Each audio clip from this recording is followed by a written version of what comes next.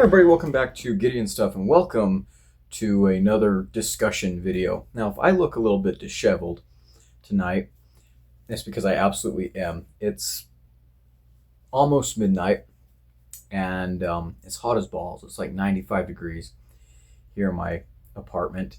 My AC, my swamp cooler is broken. It's been broken for like over a week at this point. And my landlords are dragging their feet to fix it, and I would fix it myself, but that might result in me getting fines because the rules of this society don't make sense. Yeah, if I don't get that fixed here pretty soon, I'm just gonna have to do it myself. But anyways, I couldn't sleep. I've just been laying here rolling around in my sweat, so I figured that if I was going to be awake tonight, then I might as well make a video. Is this the angle I want?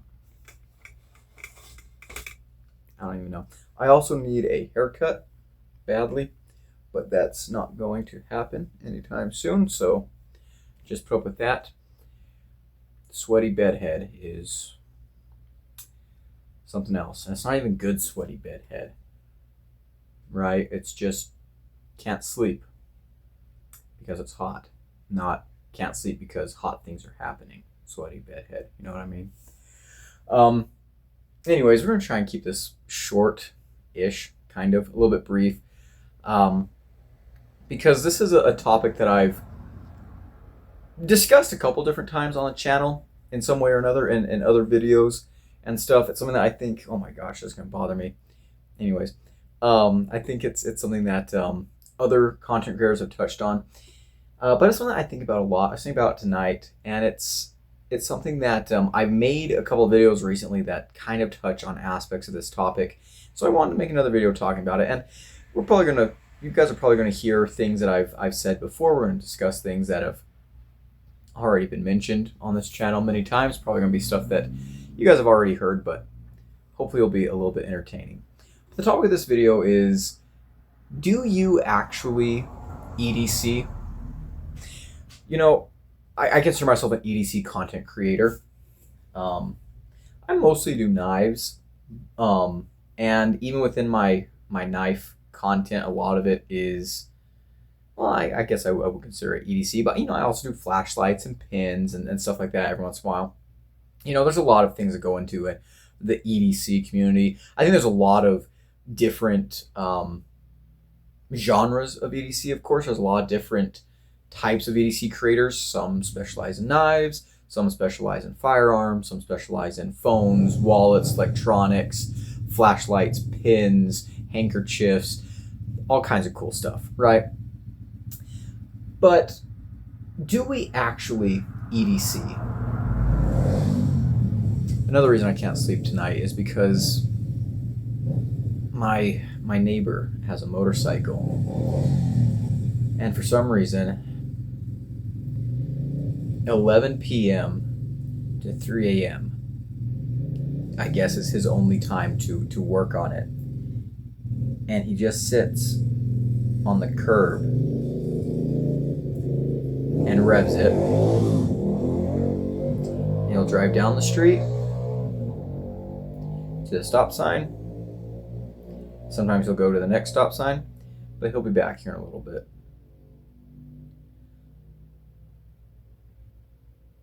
Sounds like he went further that time.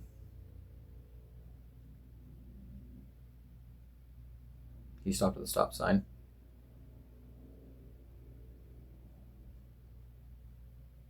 Maybe he kept going. Guys, I gotta move. I gotta go to a new place. Not last night, but the night before, something was going down. I don't even know what was going down, but I got woke up at like midnight. I finally drifted off to sleep. People are yelling and screaming. There's people fighting outside. I try to go back to sleep. Next thing I know, the cops are here. There's like 4 different cruisers, lights on.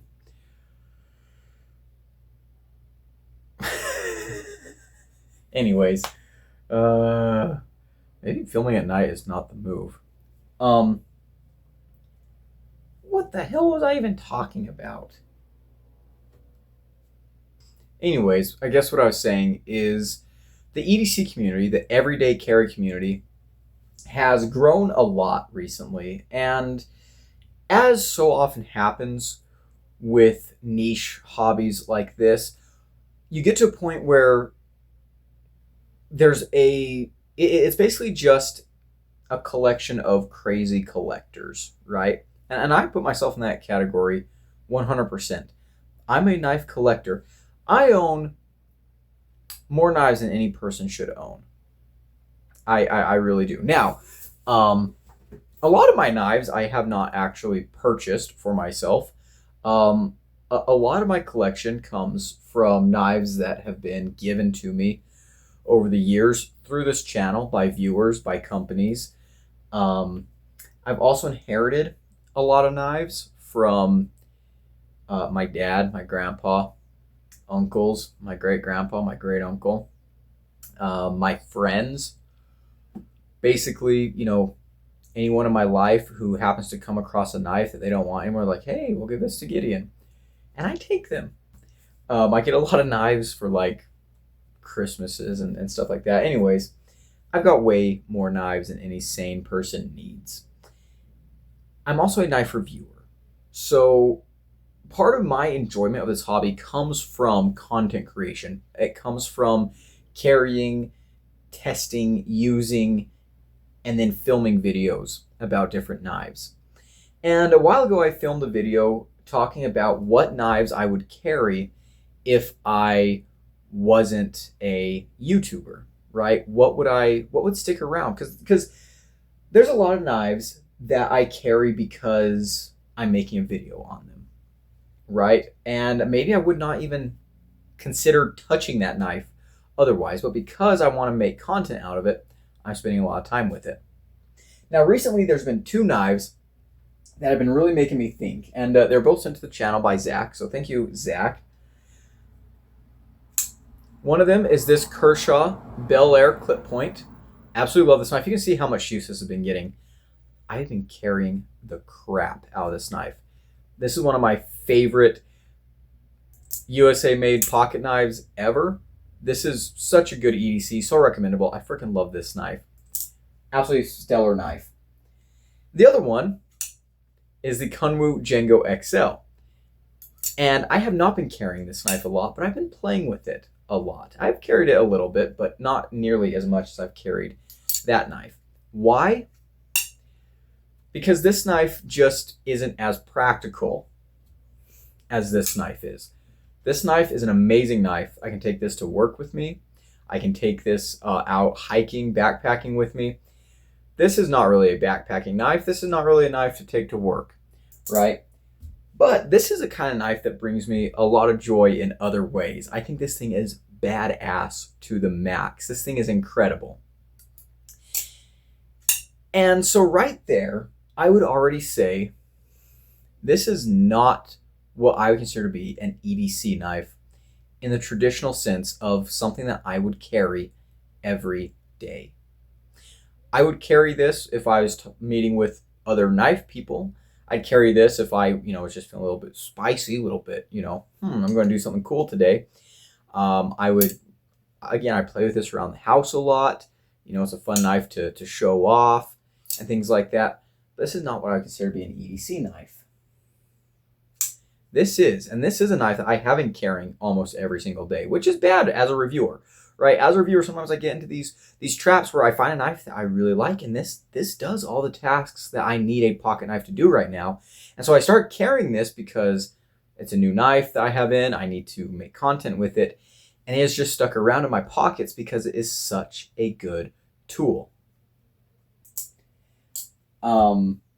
This knife, I would say, is a more exciting knife in some ways. This is, I guess, kind of superficially fun. This is a dessert knife, I guess.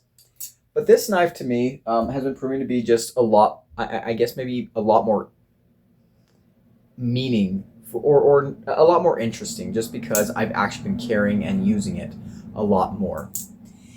And that's something that's interesting is because as a knife reviewer, I do not carry a single knife for all that long. It happens sometimes, right? There are knives I spend more time with than others, like that Kershaw Bel Air that's just been sticking around in my pocket because it is so good.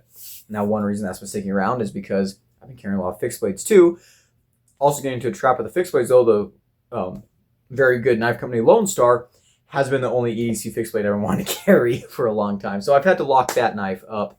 And right now I'm actually working on carrying the Kaiser Drop Bear Fix 3, which is a really, really cool knife. But as a reviewer, I carry a lot of knives that maybe I wouldn't carry otherwise. I carry things that typically aren't part of my mainstay collection. And it has actually been quite a while since I've spent any serious time with some of my own personal knives that I've spent money on, that I have bought for myself because I wanted to add them to my collection. Most of what I've carried over the past like 2 years has been stuff that's been sent to the channel that I was carrying for review, or it's things that I bought, but I didn't really buy it as a collection piece. I bought them for videos. Now, being a content creator, even though I'm a small beans content creator, right? Like I sometimes, I hate referring to myself as like a content creator or a YouTuber things because, like, I guess technically by the barest qualification of definition, I am. But, this isn't my job. This isn't, I'm not like super influential or anything like that. So sometimes I get a little bit I get a little bit like, I guess, cringed when I call myself content creator, a YouTuber, things like that. But I am. And as part of my hobby, I do change up a lot of the knives that I carry, which is fun. That's something that I really, really enjoy. But what if I wasn't a YouTuber? I'll come back to that again. I would have a lot fewer knives for sure. But would I be EDCing knives? No, because I'm also a collector and I have a bunch of knives. And I'm sure a lot of you watching can relate to this. I'm sure a lot of you have probably more knives than any sane person should have. And you probably rotate through the knives that you EDC.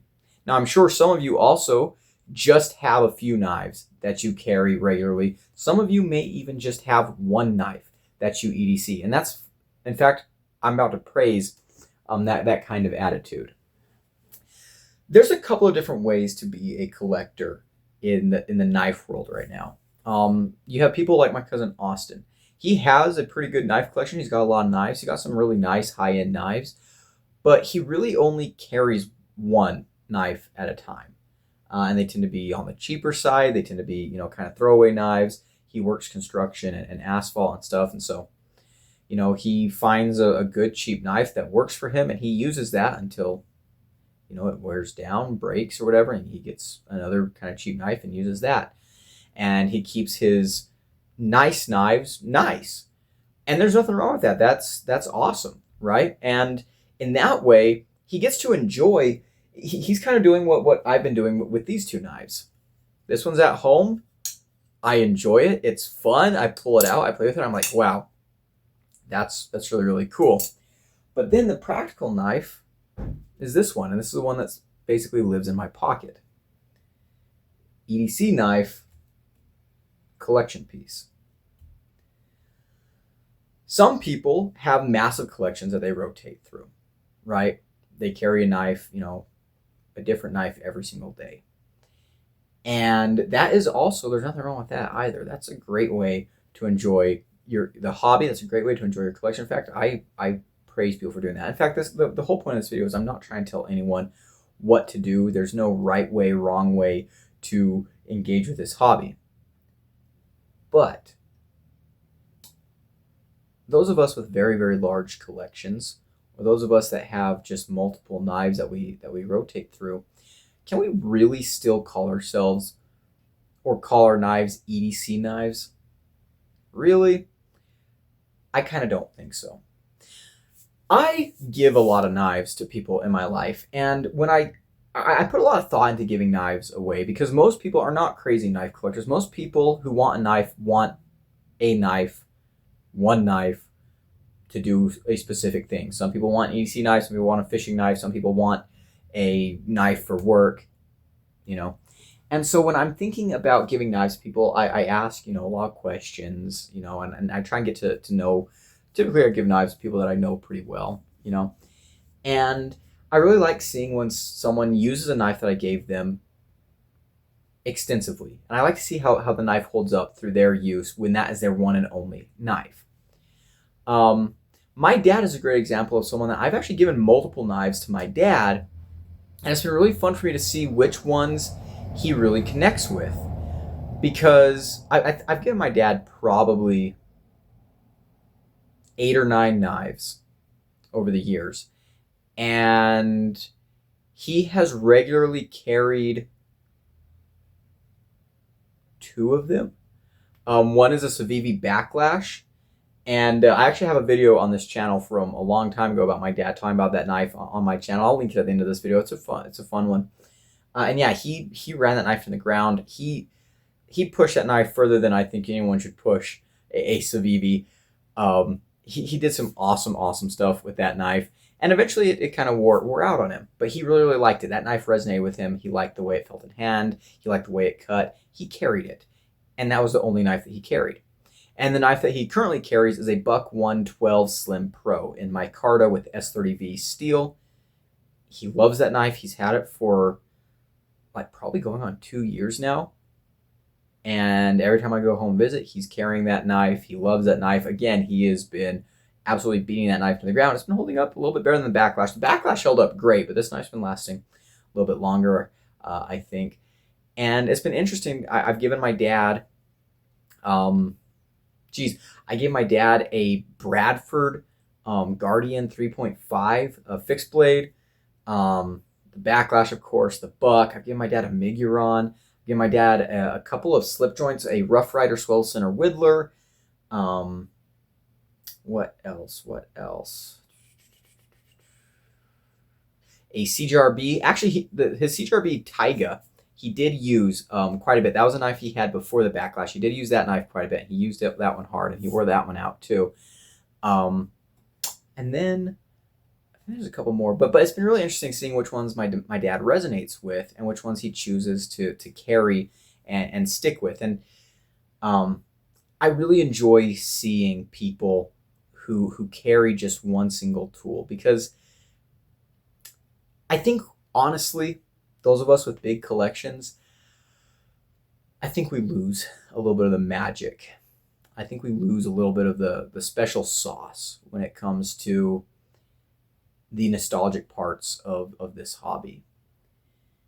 And I was reminded of this very recently. I went to visit my family about a week and a half ago. One of my younger brothers graduated high school. And while I was there, I looked through. I've got this box that sits in my childhood home that has a bunch of knives that I had when I was a teenager in it. And a few of those knives are knives that were passed down to me from my grandpa, my dad, my great uncle, and my great grandfather. And looking at some of those knives reminded me just how valuable an actual EDC can be. Not a knife that you carry, twice a week between all the other knives you're carrying, but a knife that is actually with you every single day. A knife that is in your pocket from the time you walk out the door to the time you get back home at night. A knife that is there whether you're working or playing, rain or shine, happy days or bad days.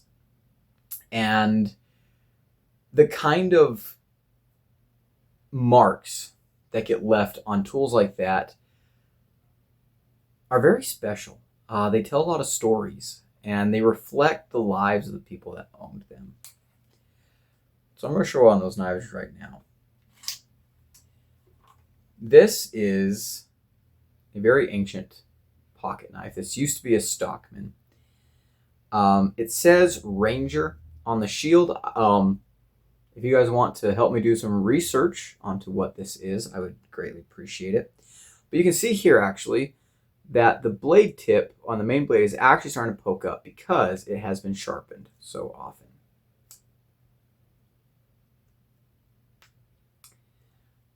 The blade was probably used to be about that much, longer.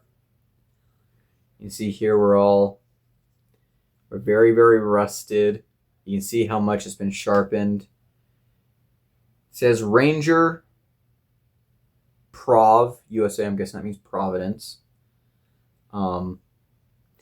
We have another blade here that has also been sharpened basically to nothing. This used to be a big spade blade. I can actually see here where the original edge used to come all the way down to there. And I know for a fact that this knife, this spade blade, was used to spay probably quite a few young bulls. It was probably used to notch quite a few ears. This was my great-grandfather's knife. There used to be a third blade on here, but it broke off somehow. This is actually still a functional knife, which is very surprising. That the half stop on this is a little bit mushy, but honestly, or not the half stop, but the walk and talk. This is probably at least double my lifetime old. In all reality, probably maybe even close to triple my lifetime. This is an ancient, or this is a very, very old knife. And it's been used very, very hard. And I don't know exactly what this knife was used for, but I know who my great-grandfather was. And I can imagine some of the stories that this knife has to tell. And I know some wild stories about my great-grandfather. And I'm sure this knife might have been in his pocket for some of those stories. My great-grandfather was a cowboy, a cattleman, and he was everything you expect a cowboy to be. He was tall, he was lanky, hardened, had a weathered face, big hands, long fingers, good at roping, good for tying knots, long legs for riding horses. And I had the privilege of getting to know him pretty well. And that's not something that a lot of people can say. I knew my great-grandfather pretty well. And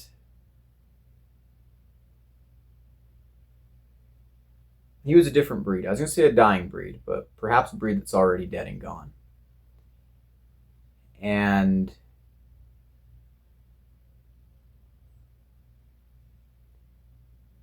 he was a good man. He was a great man.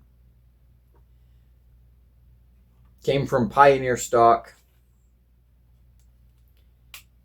His grandfather came west and settled a lot of the land that my family still owns to this day back in the 1800s. And it's been passed down from father to son to daughter, actually.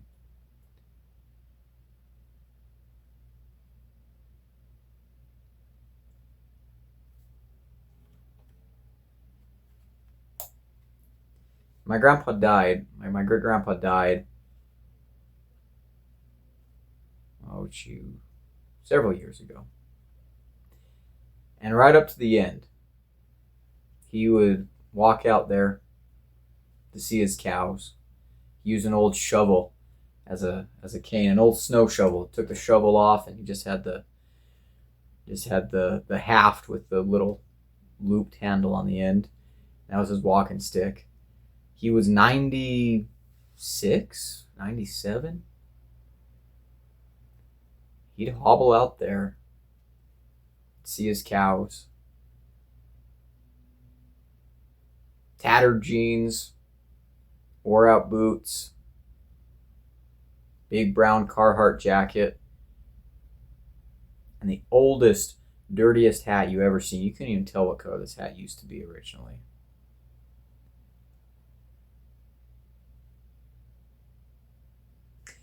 And it's interesting. Again, I don't know exactly when this knife was made.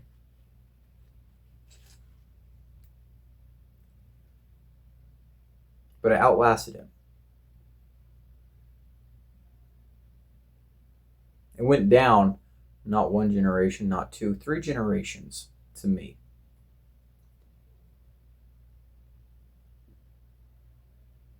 That's kind of crazy. I've got another knife. This one belonged to my great uncle, my great grandpa's son.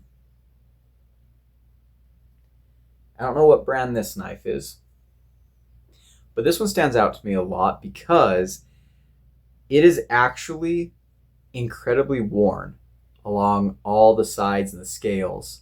And it has like this patina and this polish on the bolsters from how many times this was pulled in and out of a pocket, how many times it sat in a pocket, bouncing around, rubbing against denim, and then how many times it was held in someone's hand to perform a task. And this knife is in pretty rough shape. This is a Schrade. Got one blade broke off there. This is a USA made Schrade.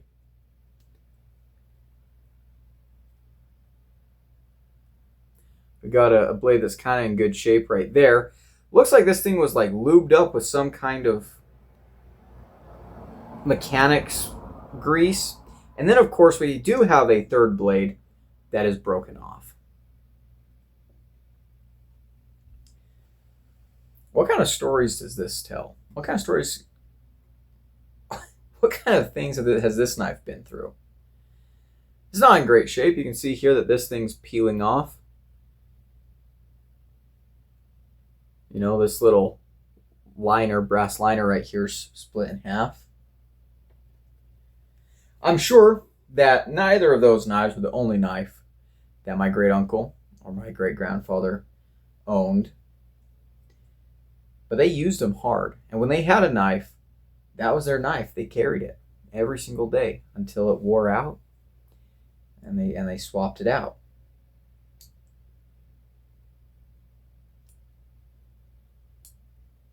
And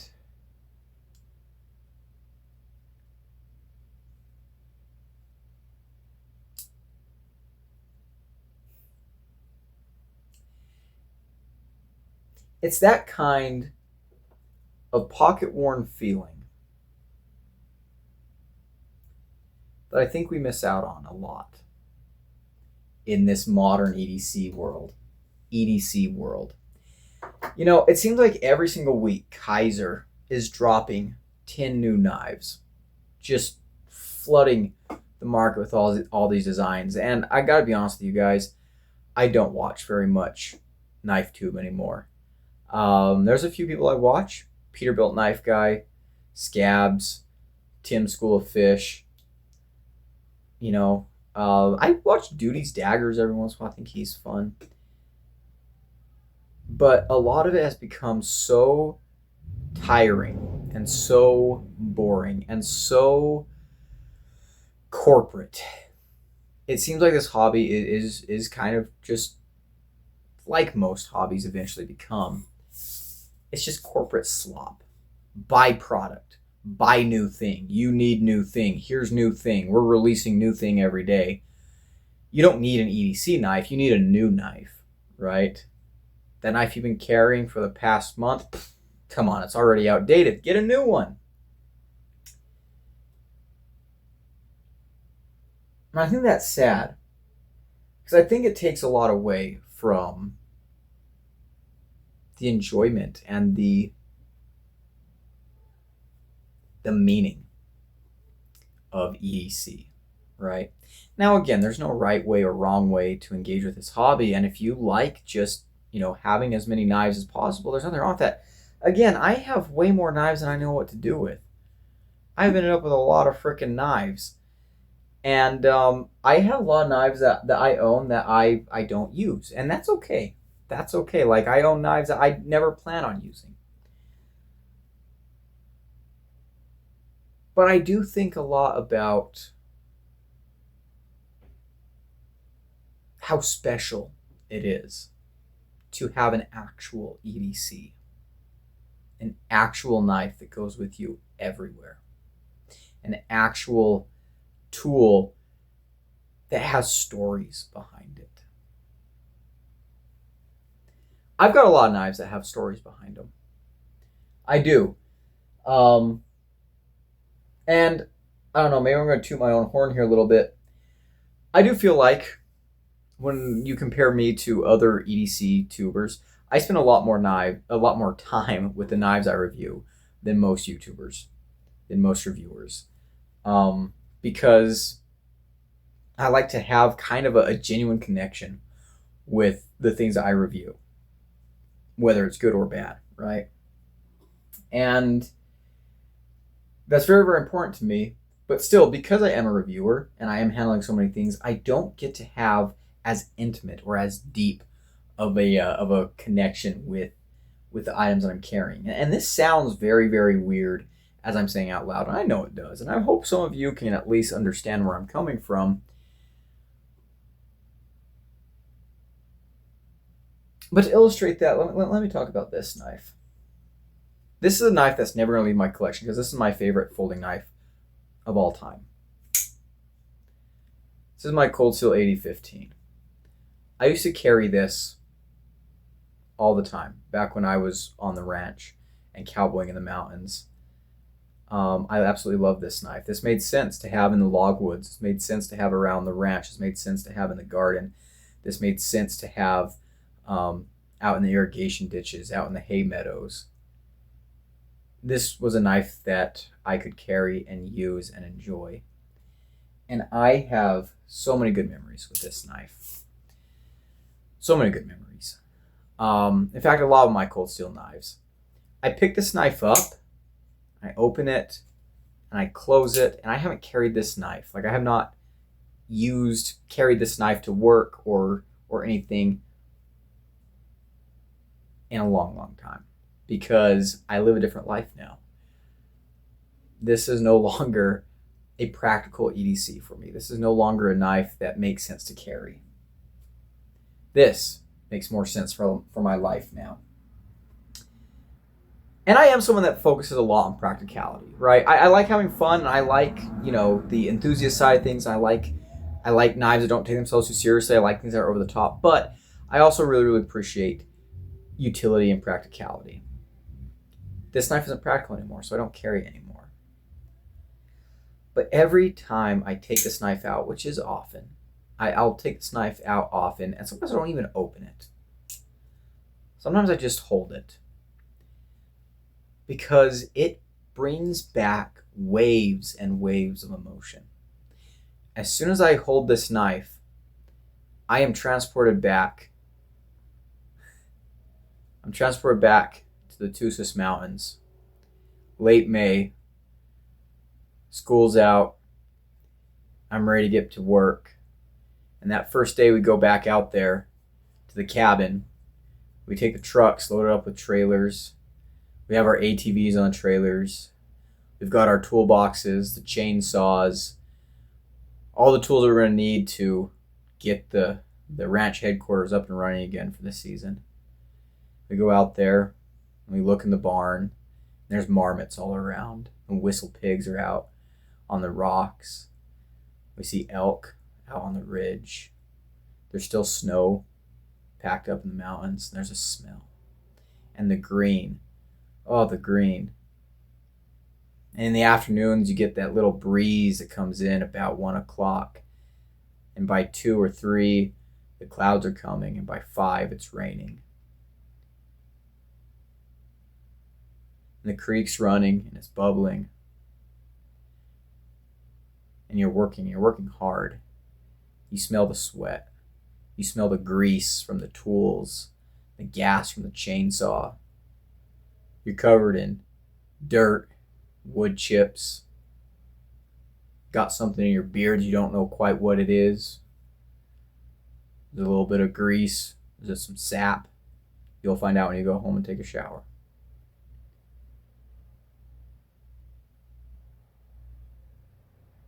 Cutting ropes, cutting straps on pallets of fencing stays. Oh, gotta go check the irrigation ditches when it comes to be about the middle of summer. Get water out in the hay meadows. You move the cows out. Try and grow up that hay a little bit so you can start cutting it right in the beginning of fall. You go out to the meadows. You're cutting irrigation tarp. You're whittling sticks to pound into the ground to hold things in place. Cutting sandbags.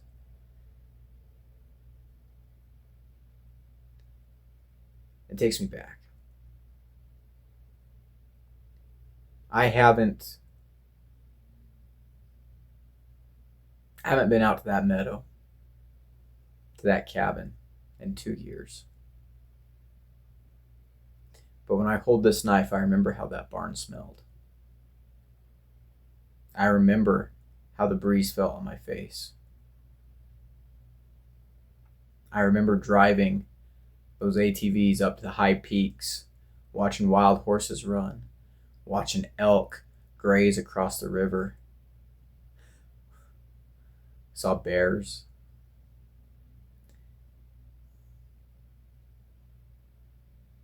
And I miss it. I do. And again, I'm at a different stage of my life now. And that's okay. You know, there's a lot of joy that I have now. But this does make me very nostalgic. And it's something that I have struggled to, it's a connection I've struggled to make with very many other knives since. Here's a knife that I bought. This is the Real Steel Evolution Ironclad. This is a very cool knife. I like this knife a lot. I really do. I bought this for the channel because it was something I thought really needed my attention. And I enjoyed carrying it. I enjoyed using it. And I did take this on some adventures. I took this on some cool adventures. I got some cool memories with this knife, right? Earlier this year, I took this with me to California and Nevada. This was in my pocket as I was walking across the Hoover Dam. This was in my pocket as I was exploring Death Valley. I've got good memories with this knife. But I haven't carried it since I completed the review because I have other things to carry. And to be completely honest, I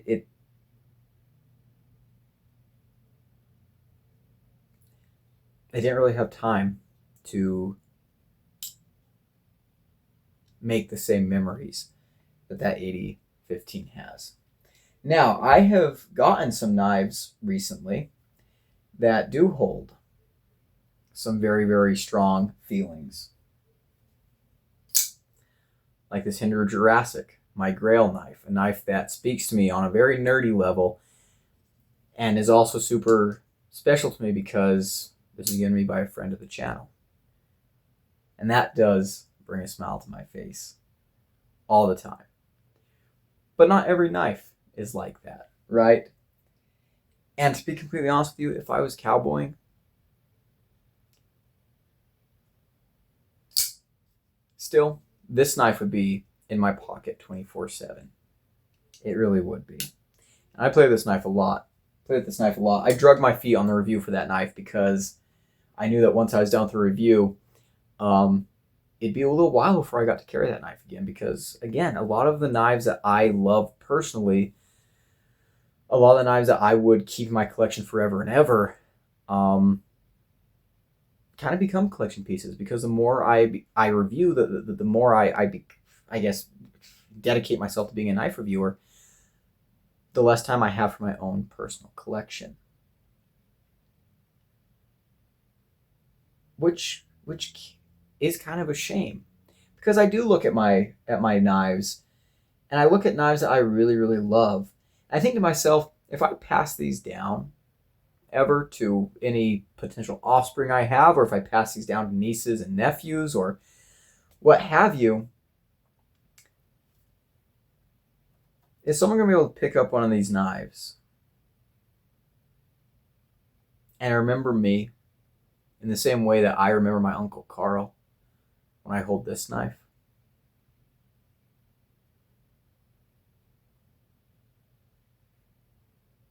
I don't know. I really don't know. You know, case knives and traditional slip joints have this ethos, this kind of attitude about them. Everyone just kind of accepts that, oh, these are like heirloom knives, or these are knives that invoke special feelings, I guess.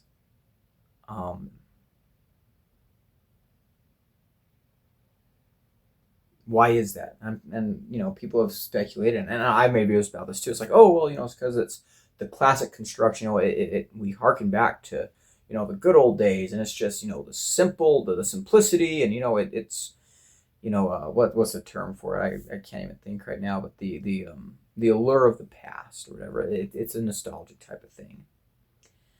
But I wonder if actually the thing that gives these knives, this style of knife, so much meaning is not the actual styling of the knives themselves, but the fact that the people that used to carry these knives carried them. And these knives picked up bits and pieces of those people's personalities. These picked up the scars. These picked up the snail trails, the wear and tear of someone's life.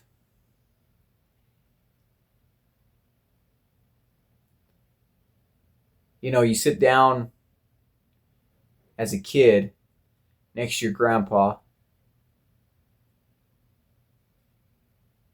on the side of a little creek. You watch him pull out his old Henry knife, and he cleans that fish that you just caught, that he helped you catch.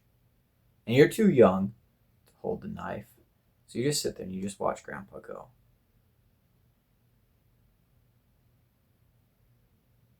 And a lot of people, I think, have memories like that, and they associate traditional knives with Grandpa. They associate traditional knives with those kind of memories. I don't think it's because of the knives themselves. I think it's because when Grandpa pulled out that Henry knife to gut that fish, it's probably the same Henry knife that he pulled out when he gutted a fish with your dad. That Henry knife might be the knife that your grandpa's dad used to gut the first fish that he took him fishing for.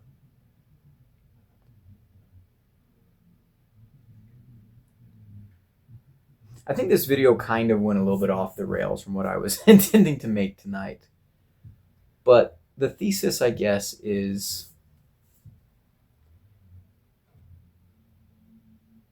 the EDC community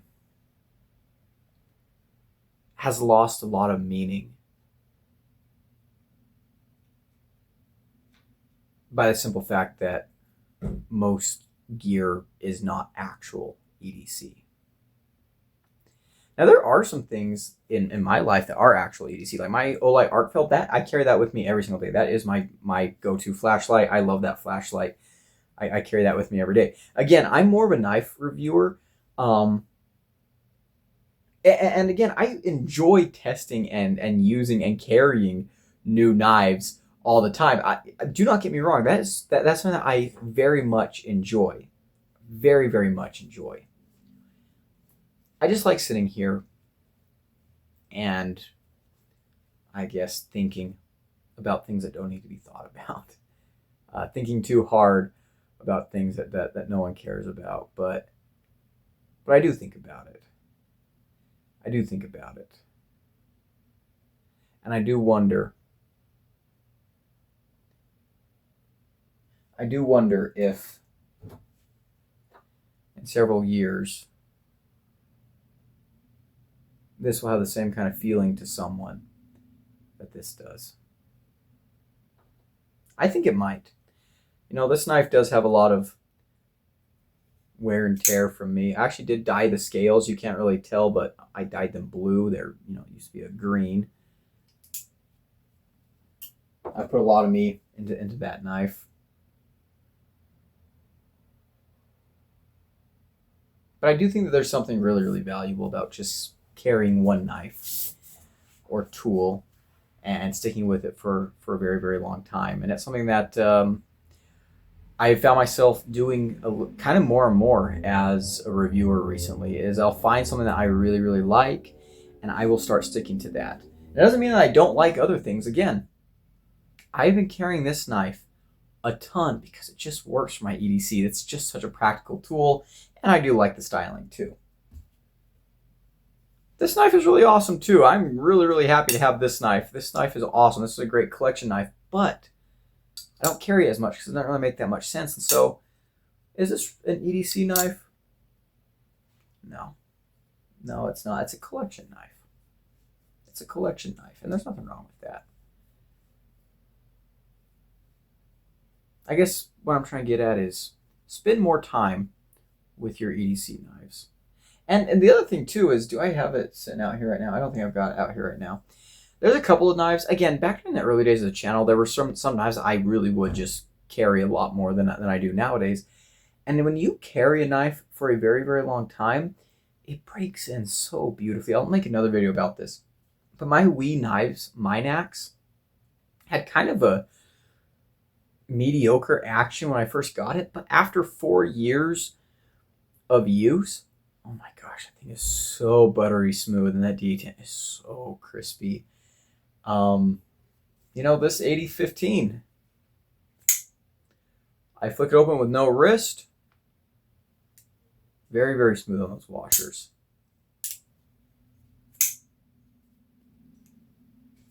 You know, things break in, and it's a beautiful thing. You know, if you stick to one knife for a while and you carry it regularly, it will break in better than you could ever hope for with gallons and gallons of KPL and polished washers and skiff bearings. I promise you, just carry it regularly for a while, and it will break in to be the smoothest knife you've ever owned. But that's enough rambling for tonight. Hope some of you got something out of this video. I'm going to try and go to sleep. Anyways, that's it for today, guys. Big shout out to my channel members at the Cowboy level. I appreciate everything you do for the channel. If you want to become a member and support me directly, there's a link down below. As for the rest of you hooligans, if you enjoyed this video, leave a like, comment below, and subscribe. I've been Gideon, and I'll see you in the next one. Adios.